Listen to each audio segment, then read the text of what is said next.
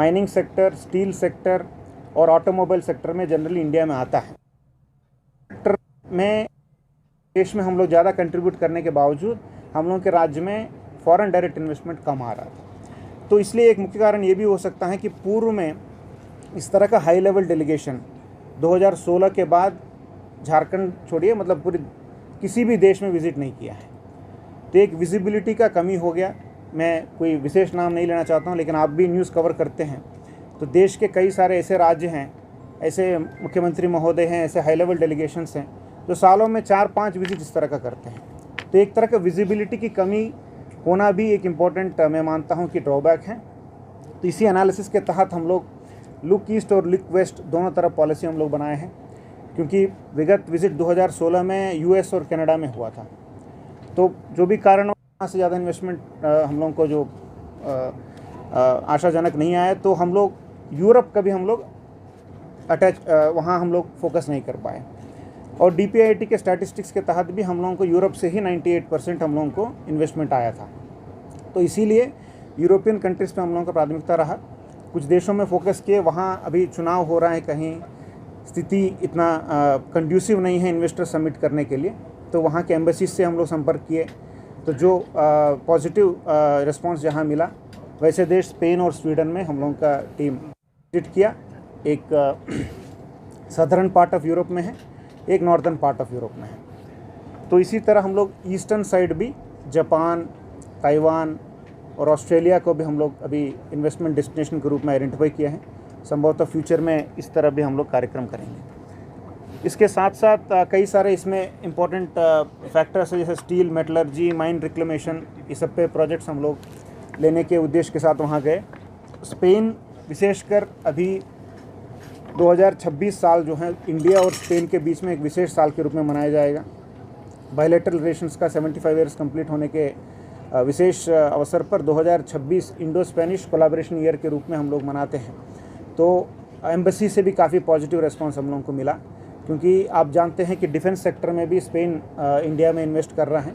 गुजरात में अगर आप देखेंगे तो एयरबस जो स्पेन का कंपनी है वो हम लोगों के लिए एयरक्राफ्ट्स भी बना रहा है। तो इसी उद्देश्य के साथ हम लोग ज़्यादा सबमरीन्स भी इंडिया के लिए स्पेनिश कंपनीज बना रहे हैं, और इंडिया में 280 स्पेनिश कंपनीज ऑलरेडी काम कर रहे हैं। तो अनफॉर्चुनेटली हम लोगों के पास अभी तक कोई स्पेनिश कंपनी का प्रेजेंस हमारे राज्य में नहीं है, तो ये एक अवसर हम लोगों को लगा। इसी तरह स्वीडन आप देखते हैं तो ऑटोमोबाइल के लिए, स्पेशली इलेक्ट्रिक व्हीकल्स के लिए वो एक डेस्टिनेशन के रूप में देख सकते हैं पूरे दुनिया में। वहाँ वोल्वो, पोलस्टार और स्कैनिया, कई सारे एडवांस इलेक्ट्रिक व्हीकल टेक्नोलॉजी वाला फर्म्स वहाँ हैं। मेन वोल्वो का मेन यूनिट भी वही है। तो क्योंकि झारखंड सरकार का भी इलेक्ट्रिक व्हीकल पॉलिसी है जो 5 साल के लिए जो बना है, 2023 से जो लागू था 2022 का पॉलिसी, तो उसमें भी मिड कोर्स करेक्शन हम लोगों को करना है। 2.5 साल में जो लर्निंग रहा, इसके आधार पर हम लोगों को इलेक्ट्रिक व्हीकल पॉलिसी भी रिवाइज करना है। उसके लिए एक समिति भी मुख्य सचिव महोदया की अध्यक्षता में बना हुआ है। तो एक नॉलेज विजिट भी हम लोगों का हुआ कि इलेक्ट्रिक व्हीकल मैन्युफैक्चरिंग से लेकर किस तरह का इंसेंटिव कई देश दे रहे हैं। और इस साल विशेषकर स्वीडन इसीलिए इम्पोर्टेंट है कि इलेक्ट्रिक व्हीकल सिम्पोजियम जो 38th एडिशन इस बार वहाँ हो रहा है, तो पूरे विश्व में एक देश में एक बार होता है। लास्ट ईयर ये साउथ कोरिया में हुआ, इसके पहले अमेरिका में हुआ, तो इस बार वो स्वीडन के गोथनबर्ग में जून महीने में होने वाला है। तो दैट इटसेल्फ शोज दैट वो डेस्टिनेशन जो गोथनबर्ग है वो विशेषकर इलेक्ट्रिक व्हीकल मोबिलिटी के लिए पूरे विश्व में उसका अपना पहचान बना चुका है।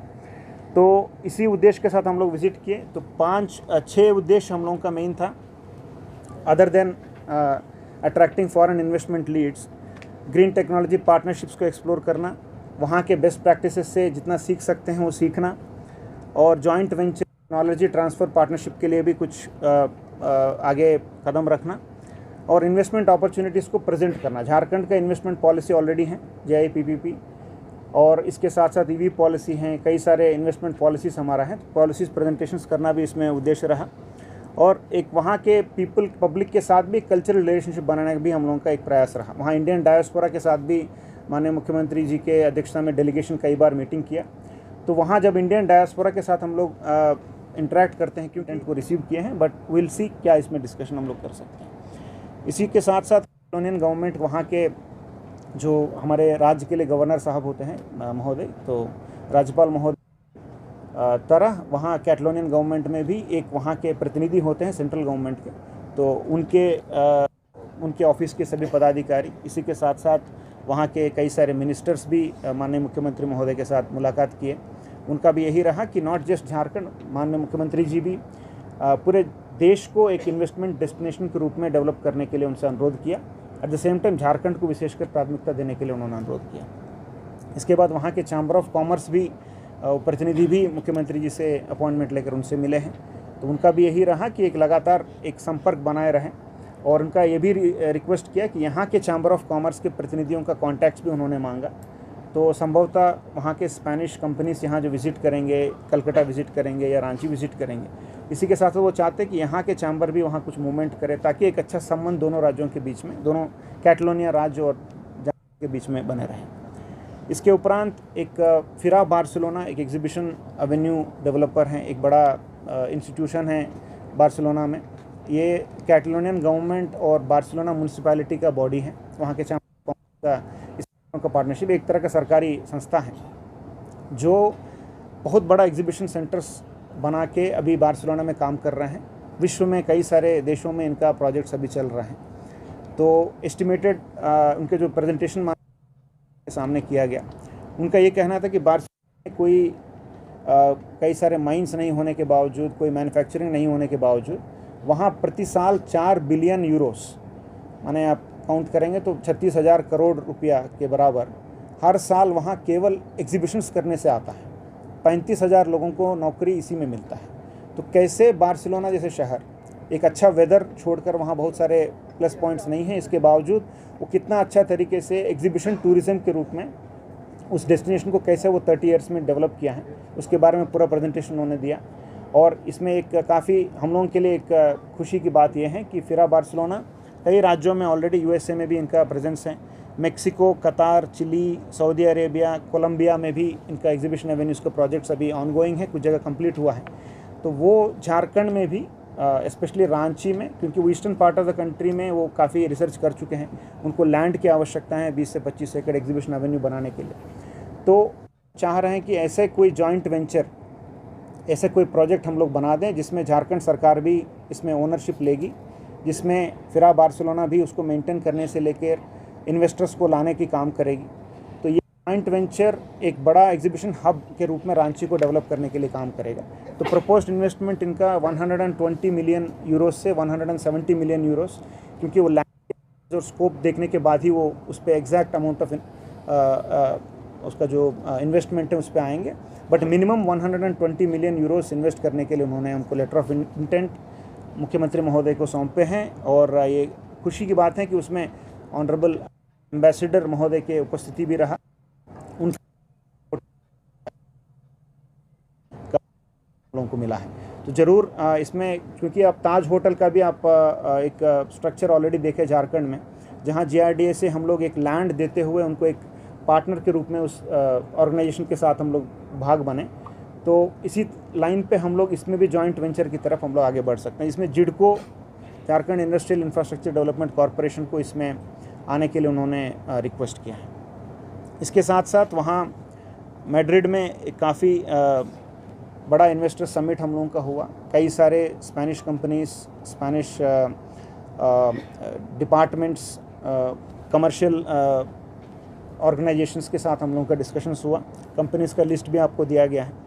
इसके साथ साथ 1-to-1 भी हम लोग कई सारे कंपनीज़ के साथ मीटिंग किए, काफ़ी डेडिकेटेड डिस्कशंस, एक मीटिंग 15 से 30 मिनट तक डिटेल उस कंपनी का क्या रिक्विजिशन से लेकर उनको क्या झारखंड में आने के लिए स्कोप है या नहीं, किस तरह का मदद हम कर सकते हैं, कैसे फॉरेन डायरेक्ट इन्वेस्टमेंट ला सकते हैं, उसकी तरफ हम लोगों का चर्चा हुआ।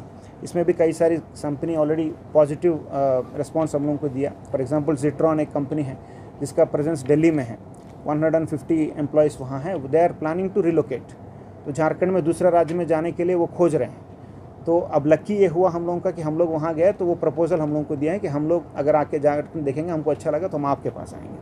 तो उनके डिस्कशन में भी हम लोगों को यही समझ में आया विगत 2 से 3 साल में केवल 2 ही राज्य, उड़ीसा 2023 के बाद केवल 2 ही राज्य स्पेन का विजिट किया, तमिलनाडु और वेस्ट बंगाल।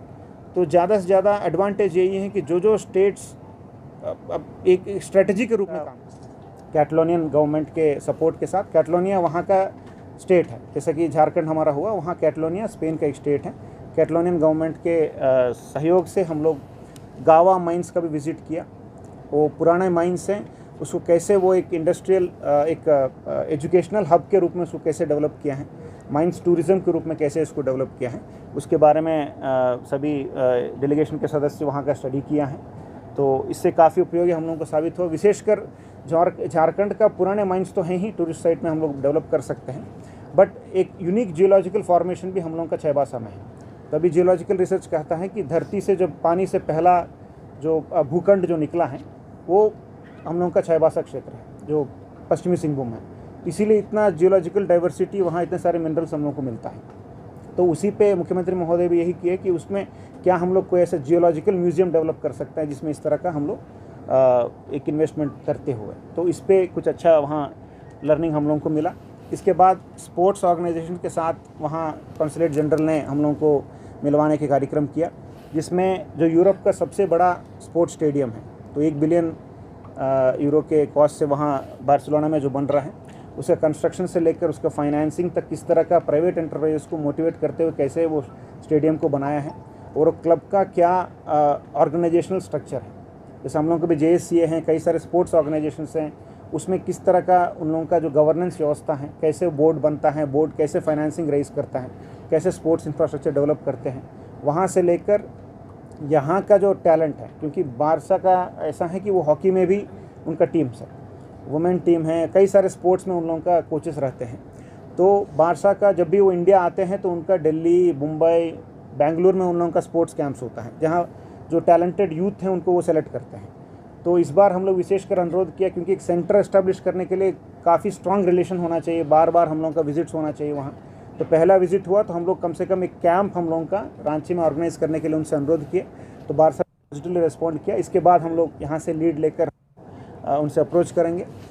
बार्सिलोना का ही एक फेमस फुटबॉल टीम है RCD एस्पेनियोल, तो डायरेक्टर स्पोर्ट्स भी आपको डिटेल में बताएंगे। उन्होंने हम लोगों के अनुरोध तो मानते हुए हमारे कोचेस को ट्रेन करने के लिए एक MOU साइन करने के लिए लेटर ऑफ इंटेंट भी हम लोगों को दिया है। तो मैं मानता हूं कि ये स्पोर्ट्स डेवलपमेंट और टैलेंट दोनों, मतलब इंफ्रास्ट्रक्चर और टैलेंट दोनों को डेवलप करने के लिए एक अच्छा कदम है। इसके उपरांत हम लोग बार्सिलोना में फिर इन्वेस्टर्स मीट किए, विशेषकर इंडियन डायस्पोरा के साथ। कई सारे इंडियन ओरिजिन के व्यक्ति वहाँ काफ़ी सक्सेसफुल CEOs के रूप में काम कर रहे हैं, स्पेशली मेडिटेक फार्मास्यूटिकल्स में काम कर रहे हैं और IT सेक्टर में काम कर रहे हैं, और इनोवेशन इकोसिस्टम्स डेवलप करने में कुछ स्पेनिश सरकार को भी कुछ लोग मदद कर रहे हैं। तो उनसे डिटेल इंटरेक्शन हम लोगों का हुआ। वहाँ भी उन कंपनीज़ का हम आपको प्रेस इसमें नोट में दिए हैं। तो उनका सबका फेयरली एक ही बात रहा कि विजिबिलिटी, सर जब झारखंड जब आया तो हम लोगों को सर देश के कहाँ है, तो कभी यूरोप में कभी आपका प्रेजेंस है ही नहीं, लोगों को कोई आदमी यहाँ से वहाँ नहीं रहता है, तो we don't know how to enter. हम आपके कैपिटल में आए से बात से करना है, हम लोग को कोई आइडिया है ही नहीं। तो एक ट्रस्ट बिल्ड करने के लिए, इसीलिए उनके तरफ से भी यही अनुरोध आया कि विजिबिलिटी बने रही और हम लोग लगातार में रहेंगे, और हम लोग यहाँ स्टार्टअप इनोवेशन इकोसिस्टम को डेवलप करने में मदद करेंगे। क्योंकि अगर देखेंगे तो स्टार्टअप पॉलिसी झारखंड के लिए अभी एकदम कोई अभी लागू नहीं है।